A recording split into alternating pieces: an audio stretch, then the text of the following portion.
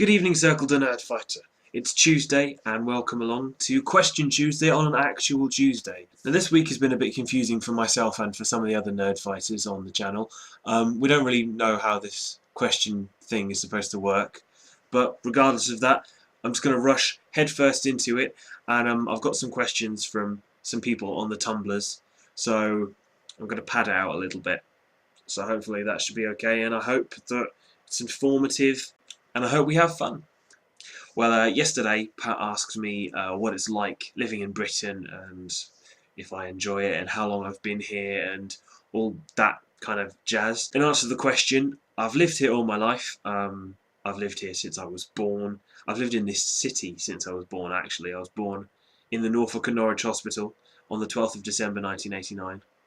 And yeah, Norwich boy, born and bred. If you listen to other people who were born and lived in Norwich all their lives, you'd be able to tell quite a difference between our accents. I mean, I have quite a vague, generic English accent, to be quite honest, whereas the Norfolk, and in particular the Norwich accent, is a little bit, it's quite broad, if you know what I mean. Norwich is quite a nice place to live. I quite like it here. It's quite peaceful and it's quite quiet. I live out in the suburbs, kind of quite away from the city centre, so it's quite peaceful here, and there's not a lot really going on.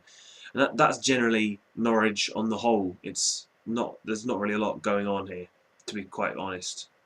As for weather and that kind of stuff, it's quite typically British. What you would associate with being British type of weather: cold, wet, that kind of thing. We have warm summers occasionally, but they don't really tend to last very long. And the weather has been really weird at the minute. For example, I think we're technically still under a hosepipe ban, yet there have been places in England or in Britain in general that have been under flood warnings. And there was somewhere the other day, I can't remember where in particular, but it had, I think it was something like 2 months of rain in one day.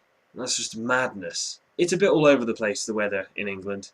You get, a day of really warm, glorious weather followed by a day where it just chucks it down with rain, and it's a bit confusing. You just roll with it. I mean, I've lived here for 22 years. I've learned to just deal with it. You've got shorts and hoodies and waterproof jackets on hand at all points during the year, because you just know that you can't really predict the weather. On to some questions from non-Circle the Nerdfighter members. I have 3 questions from one of my friends.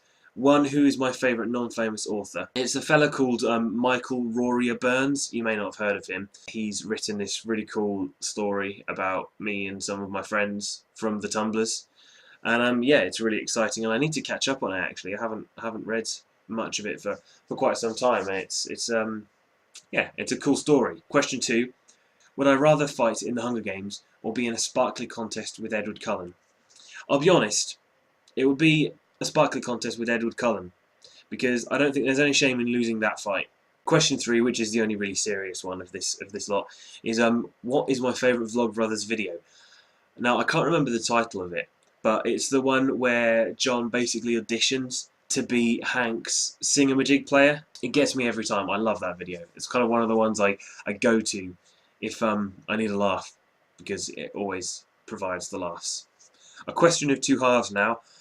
Is there any American concept I just can't seem to grasp? And are there any English concepts I would like Americans to grasp? Now, there's no real kind of American concepts which spring to mind. There's not really anything which I go off. I just don't get that. If there's anything, it's the whole kind of concept that a lot of Americans seem to have, that their accent equals 0 on the accent scale. It doesn't work like that. If you can talk, you have an accent. If you can't talk at all, that's when you don't have an accent. As for English concepts, I know it's trite and I know it's overdone, but it's the whole English, Britain, United Kingdom thing. You don't have a British accent. No one in the history of ever has had a British accent. There's no such thing as a British accent. I have an English accent. If I had a British accent, I would need to somehow merge the English accent, the Irish accent, the Welsh accent and the Scottish accent together. And that is impossible to do. Now, because I'm still not quite sure how these videos are supposed to be working, I'm just going to ask one question that everyone else can answer if they do so wish it. The question is, what is the most anticipated movie of this year for you? That's all for now. I hope this video hasn't been too sketchy and too kind of all over the place.